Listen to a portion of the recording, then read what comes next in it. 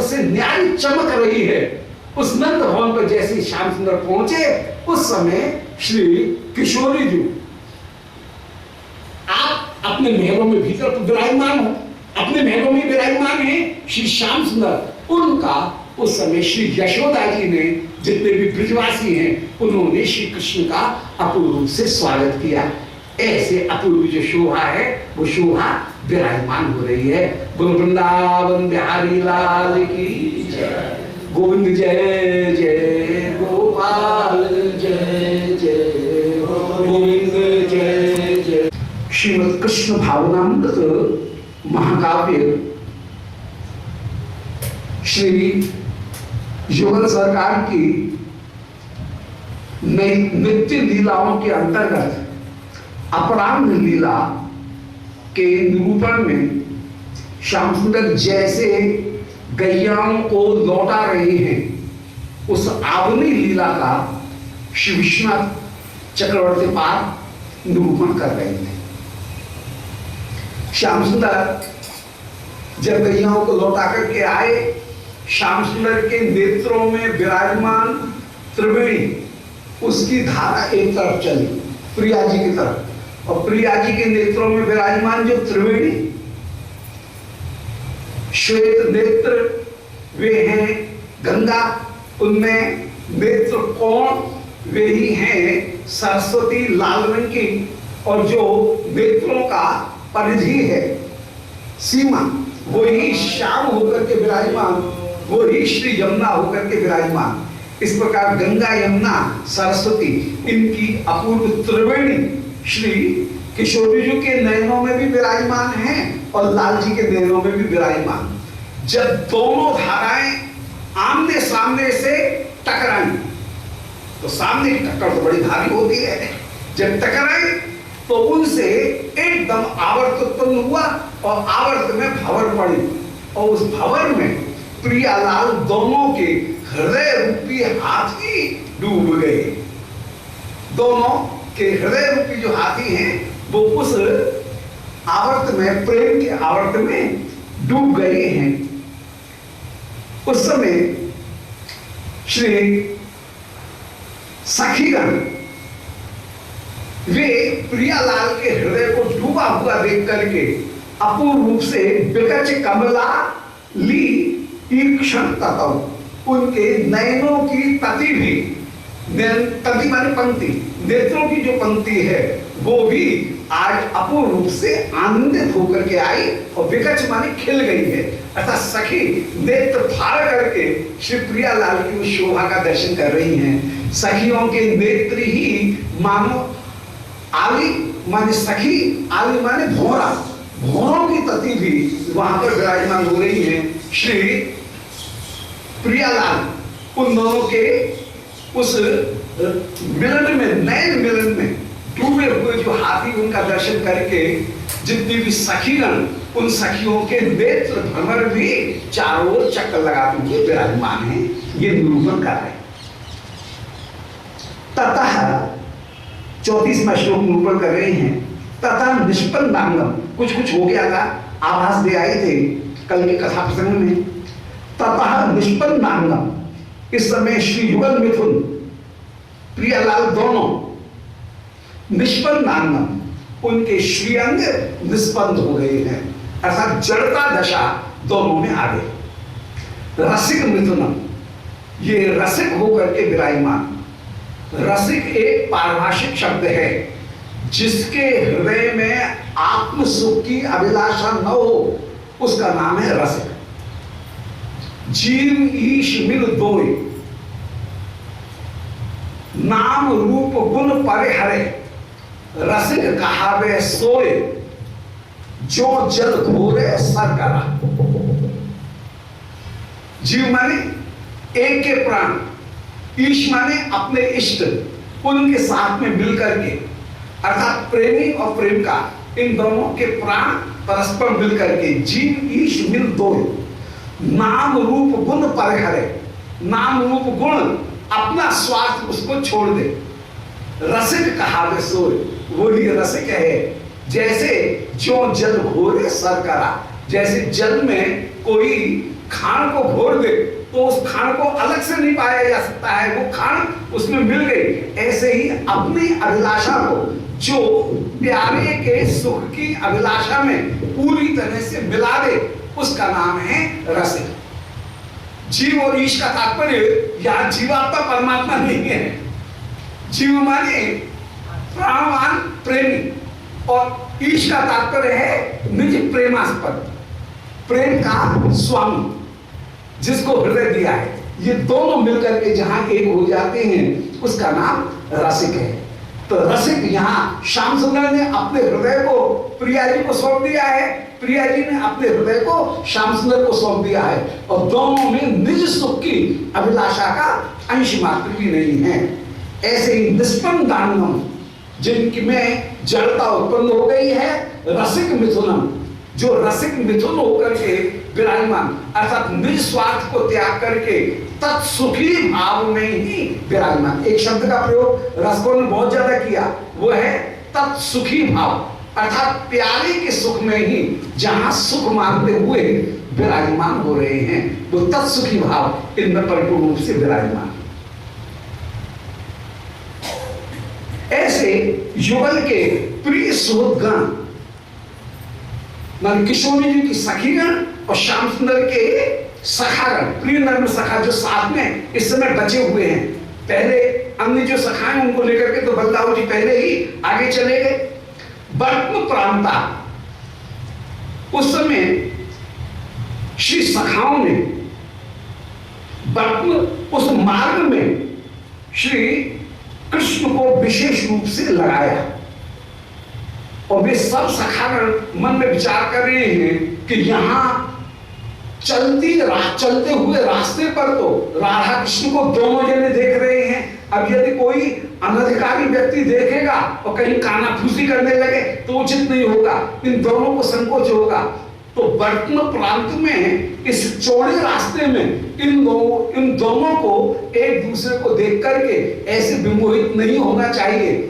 तो सखाओं का सखियों का एक स्वभाव है कि वे प्रियालाल दोनों की गुरुजनों से सामाजिक जो वर्जनाएं हैं उनसे सर्वदा रक्षा करते हुए विराजमान होते हैं।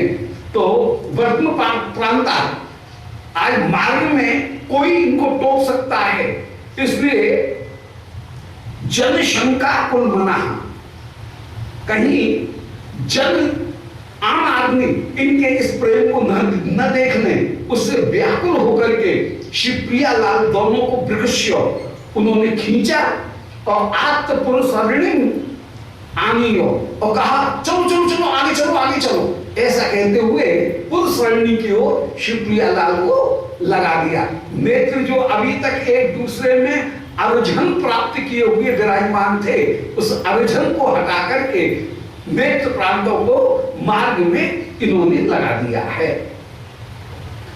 और प्रबुद्ध प्रत्याशा उस समय रमसात प्रबुद्ध श्री प्रियालाल दोनों एक साथ जागे, और जागने के कारण जो व्याकुलता भी हुई उस व्याकुलता को भी दोनों धैर्य दे रहे हैं। सखागण श्याम सुंदर को धैर्य दे रहे हैं कि भैया कन्हैया घबराए मत, गोदोहन के समय फिर तुझे श्री राधिका का दर्शन, तेरी प्राण प्रिया का दर्शन तुझे फिर से होगा। इधर श्री किशोरी जी से कह रहे हैं सखी घबरावे मत, तुझे गोदोहन करने के लिए जब श्याम सुंदर आएंगे उस समय मैं लेकर के ऊपर से महल से उतार करके तुझे यहां पर विराजमान करूंगी, और तू श्री श्याम सुंदर का दर्शन करते हुए विराजमान होगा।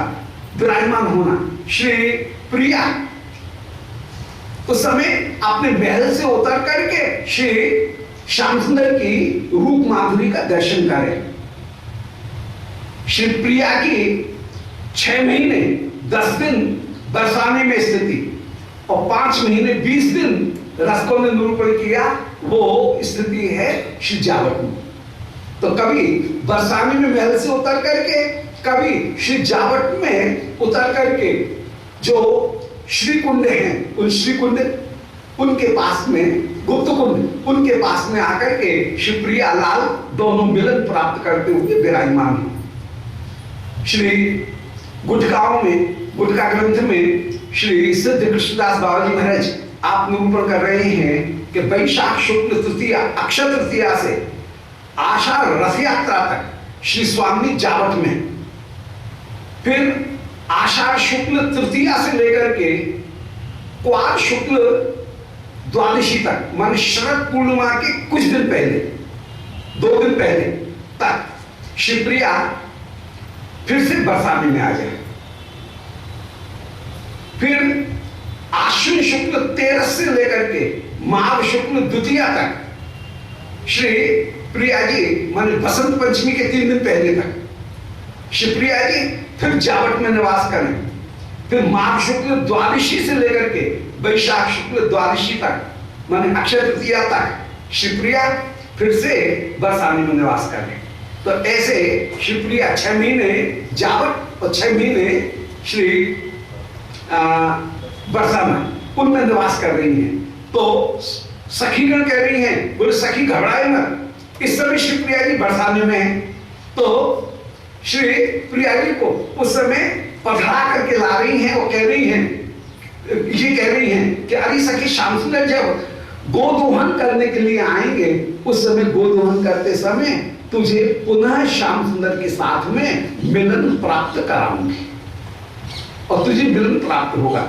ऐसे धैर्य देकर के प्रत्याशा से सिद्ध हृदय शिवप्रिया के हृदय को धैर्य प्रदान करके आकाशी पट में भी चतुराई से बुला रही।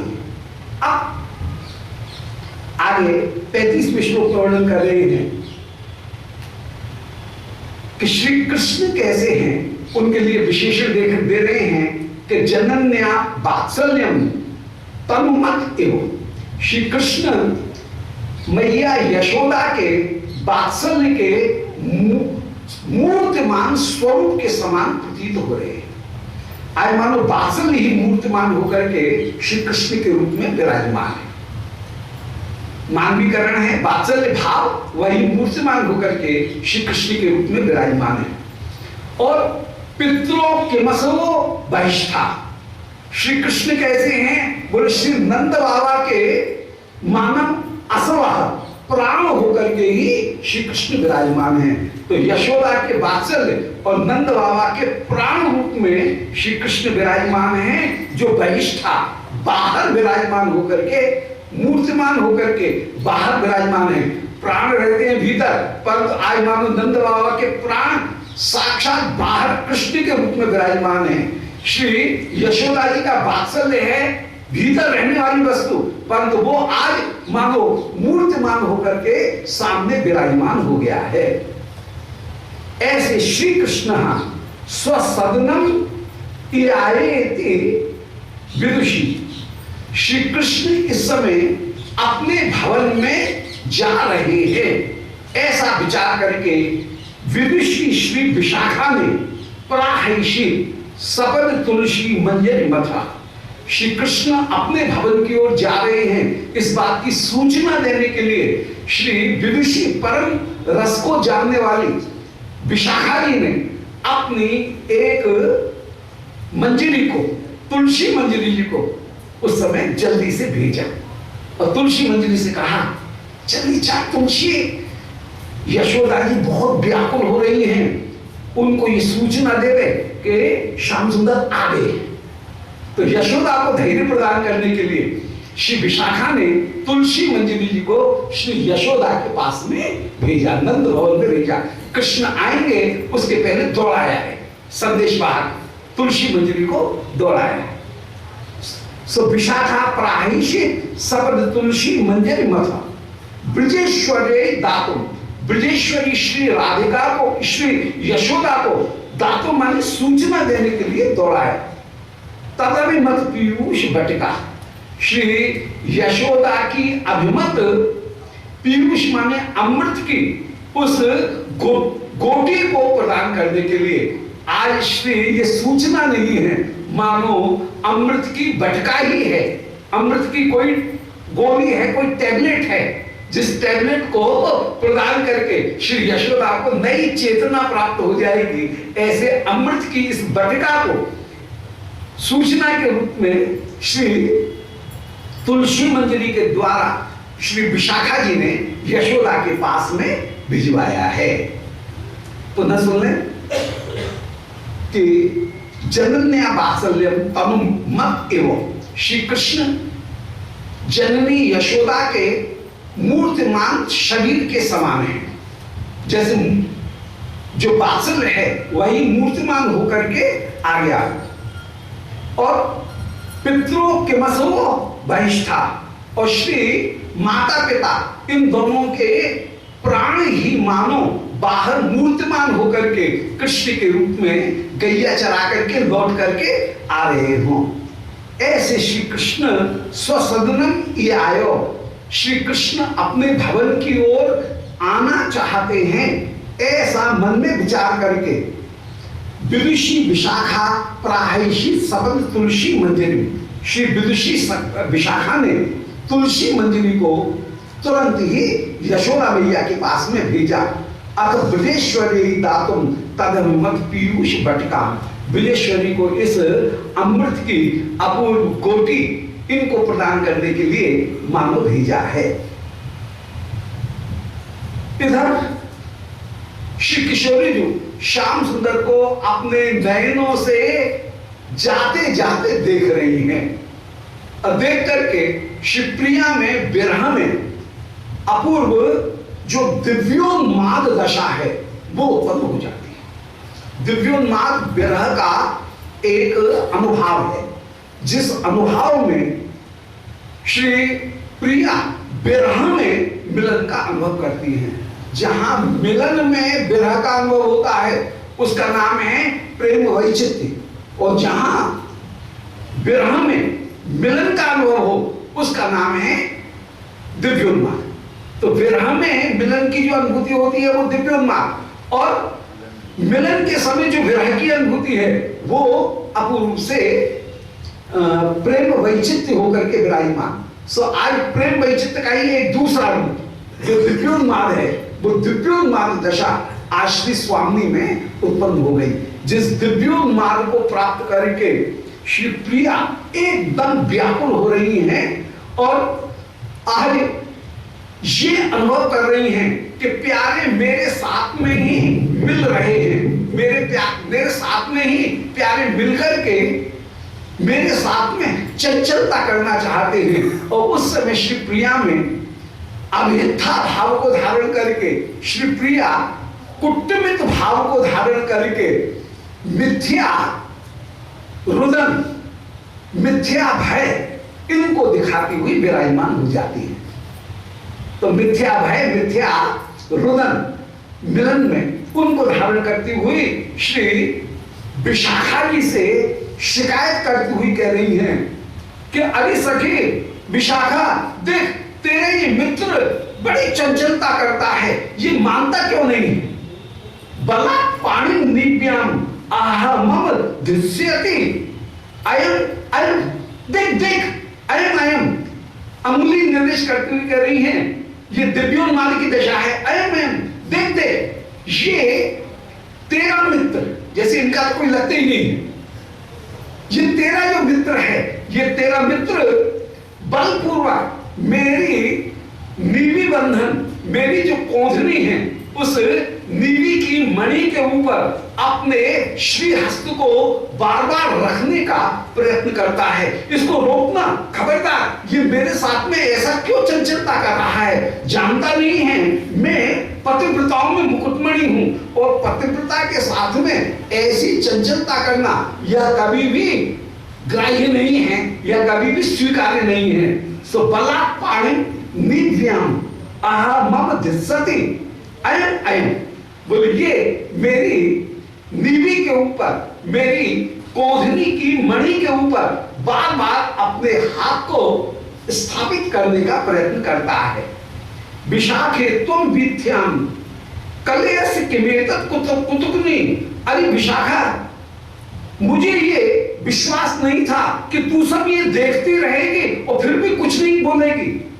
तू जरूर श्याम सुंदर से मिली हुई है, इसलिए विशाखे तुम विथ्याम कलेसी, आज बीच मार्ग में बीथी में श्याम सुंदर ऐसी चंचलता कर रहे हैं और तू फिर भी देख रही है और कुतुकनी आश्चर्यचकित होकर के केवल मुस्कुरा रही है। ये कहां की बात है? अरे अपने इस मित्र को रोक ना, अपने इस मित्र को रोक। अब बिल्कुल भाव राज्य में विराजमान श्याम सुंदर तो गैया चलाते हुए आगे चले गए और शिवप्रिया अपने भाव राज्य में ऐसी डूबी हुई है कि दिव्य उन्माद दशा को प्राप्त करके उन्मत्त की तरह से श्याम सुंदर के मिलन का साक्षात अनुभव करते हुए श्री किशोरी जी विराजमान।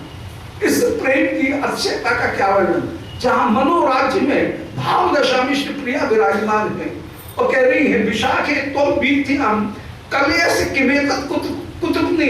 अरे विशाखा, जरूर उस श्याम सुंदर ने तुझे कोई घूस दे दी है, तुझे अपने पक्ष में कर लिया है, जिससे तू श्याम सुंदर को नहीं रोक रही है और मेरे साथ में ये श्याम सुंदर ऐसी चंचलता कर रहे हैं, फिर भी तू इनको रोक नहीं रही है। ये कहां की बात है, कहां की बात है? बलापाणि निव्याम आह मम धिस्सति अयम अयम अयम अयम।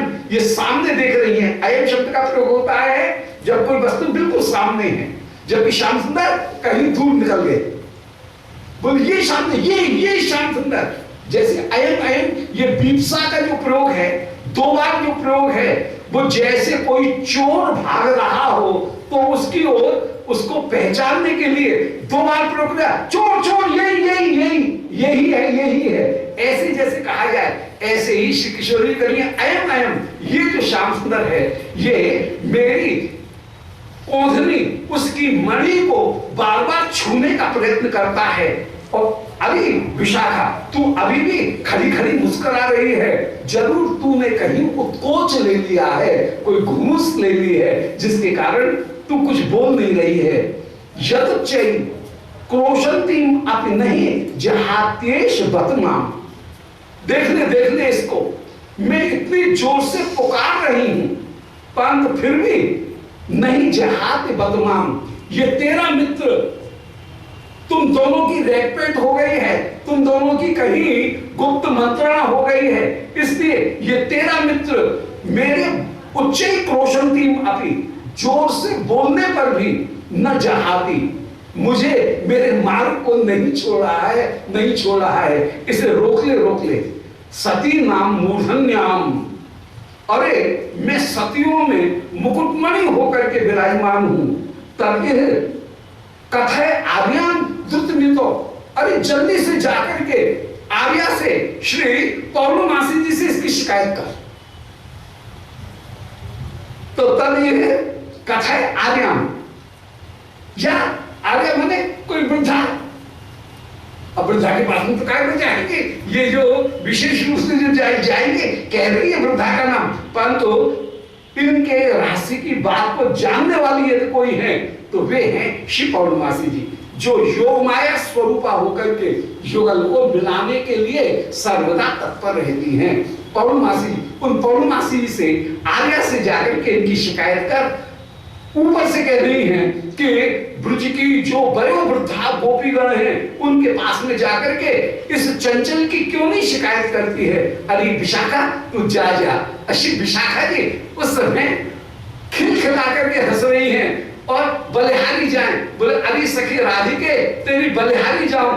कैसी भावोन्माद दशा में तू विराजमान है। श्याम सुंदर निकल गए हैं आगे, यहाँ पर कोई भी नहीं है, परंतु तू ऐसा अनुभव कर रही है जैसे श्री श्याम सुंदर तेरे सामने ही जिद करते हुए, प्रार्थना करते हुए, चंचलता करते हुए तेरे सामने ही उपस्थित है। बड़ा सुंदर शिवप्रिया जी के वचन है। बलात् द्वार बलात् पाणि निव्याम आहा मम धिस्सति। बलपूर्वक मेरी कोंधनी की जो नीवी मणि, उस नीवी मणि के ऊपर यह अपने श्री हस्त को स्थापित करने का प्रयत्न करता है। धिस्सति माने धारण करने का प्रयत्न करता है, धारण करने की इच्छा करता है। धिस्सति अयम अयम कहकर के यही है, ऐसे सामने श्याम सुंदर को देख रही हैं। विशाखे तुम वीथ्याम कलयसी, फिर विशाखा की प्रति क्रोध धारण करती हुई, प्रणय कोप धारण करती हुई कह रही हैं कि तू इस मार्ग में खड़ी खड़ी क्या देख रही है, कौतूहलनी बन करके। यद उच्ची क्रोशंती मापे नहीं जहाती एश बतमाम, देख ले जोर से बोलने पर भी ये श्याम सुंदर मेरा त्याग नहीं कर रहे हैं, मेरा त्याग नहीं करते हैं। सती नाम मूर्धन्याम, मैं सतियों में मूर्धन्य हूं, परंतु मेरा त्याग नहीं कर रहा है। अरे सखी जल्दी से जाना, आर्या श्री पौर्णमासी जी के पास में जाकर के इस चंचल की शिकायत कर दे कि ये ऐसे घाट बाट में जो कुलवती ब्रज गोपिकागण हैं उनको रोकता हुआ डोलता है, इसको जरा भी लज्जा नहीं है। वे डांटेंगी तो शायद ये मान जाएगा। विलप्य एवं, ऐसे श्री राधिका ने उस समय विलाप किया और विलाप करके दर विकसिताक्षी, उस समय श्री राधिका के नयन किंचित खुल गए। दर माने थोड़े से, विकसिताक्षी जिनके नेत्र खुल गए हैं। और श्री राधिका कैसी है, उनके लिए अन्य विशेषण हैं कि समुदित क्लमा, जिनके श्याम सुंदर का स्पर्श प्राप्त करके, भाव में स्पर्श प्राप्त करके जिनके श्री अंग में प्रश्वेद प्रकट हो रहा है। तो समुदित क्लमा, जिनके श्री अंग में, क्लम माने प्रश्वेद, पसीना जिनके श्री अंग में आ रहा है। तो अष्ट सात्विक भाव श्री प्रिया में उस समय उदित होते हुए चले जा रहे हैं। तो दर विकसिताक्षी मन मुख जो है उनमें अपूर्व उत्फुल्लता प्राप्त हो रही है। समुदित क्लमा, श्री अंग जो है उनमें रोमान, उनमें प्रश्वेत उत्पन्न हो रहा है। और समुदित क्लम माने कहीं शिथिलता, क्लम माने शिथिलता आती हुई चली जा रही है। और प्रश्वेद नांगी, श्री अंग उस समय प्रशुद्ध मन प्रश्वेद से युक्त हो रहा है। क्लम माने जड़ता, जिनके श्री अंग में जड़ता आ रही है। और प्रसन्न नांगी, श्री अंग जो है वो पसीने से युक्त हो रहा है। और वितत दवथु, जिनके श्री अंग में विस्तृत, अवथु माने ताप उत्पन्न हो रहा है, जिनके श्री अंग में अपूर्व विरह का ताप अपने आप उत्पन्न होता चला जा रहा है। और बेपुथमती, शिवप्रिया थर थर थर थर कांप रही हैं, माने कंप, रोमांच, प्रश्वेद, जड़ता, मुख की विवर्णता माने मुख का रंग बदल जाना, ये सारे भाव जिनमें एक काल में उदित होते हुए चले जा रहे हैं। मुख विवर्णता ऐसी जिनकी अपूर्व शोभा है। तनु वीक्षस्वीयाम कुसुम शयन न्यस्त सुषमाम, ऐसी शिवप्रिया का जिस समय दर्शन किया सारी सखी श्री विशाखा जी उस समय श्री राधिका को अपने हृदय में धारण करती हुई कि सखी धैर्य धारण कर, श्याम सुंदर से तेरा मिलन अवश्य होगा, अवश्य होगा। देख श्याम सुंदर तेरे मिलन के लिए बार बार मुड़कर के देख रहे थे और उनसे तेरा मिलन अभी कराऊंगी। कोई न कोई उपाय पौर्णमासी जी निकालेंगी, पुनः श्याम सुंदर से तेरा मिलन होगा। ऐसे बहुत सारे आश्वासनों को देती हुई और श्री राधिका के तनु वीक्षा, जब उनके शरीर को ऐसा कांपते हुए ताप से युक्त देखा, उस समय श्री विशाखा श्री राधिका को अपने हृदय में धारण करके, हाथ पकड़ करके हृदय में धारण करती हुई, सहारा देती हुई निज भवन में लाई। श्री राधिका के भवन में भीतर शैया भवन में लाई हैं। और वहां शैया भवन के ऊपर सूर्याम कुसुम शयन न्यस्त सुषमाम, जब श्री राधिका को शैया के ऊपर सुलाया तो श्री प्रिया के ताप के समान ताप से वो शैया भी प्रिया की सुषमा को ही प्राप्त करके विराजमान हुई। अर्थात जैसे खिले हुए नेत्र, ऐसे यहां पर भी कहीं कुछ पुष्प खिले हुए और कुछ श्री राधिका के ताप के कारण मुरझाए हुए विराजमान हो रहे हैं। उनमें भी क्लम माने जड़ता दशा जो है वो प्राप्त हो रही है। प्रसन्नांगी, कहीं उनमें भी प्रश्वेन कहीं बाहर से आ रहे हैं। वितद विपथु, उनमें जो ताप है वो शैया पर भी प्रकट हो रहा है, कंप शैया पर भी हो रहा है। तो सुयाम कुसुम शयन न्यस्त सुषमा, श्री राधिका ने अपनी सुषमा उस शैया को ही प्रदान कर दी। अर्थात श्री राधिका की जैसी शोभा थी वैसी शोभा उस शैया की हो गई। राधिका का स्वरूप जैसे विरहणी का स्वरूप था, इसी प्रकार उस शैया का स्वरूप, विरहणी शैया का स्वरूप भी विरह से युक्त होकर के विराजमान हुआ। तो श्री राधिका ने अपनी शोभा को आज मानो पुष्प शैया के ऊपर, विरह शैया के को जैसे दान कर दिया है। स्वीयाम कुसुम शयन न्यस्त सुषमा, अपनी शोभा को कुसुम शैया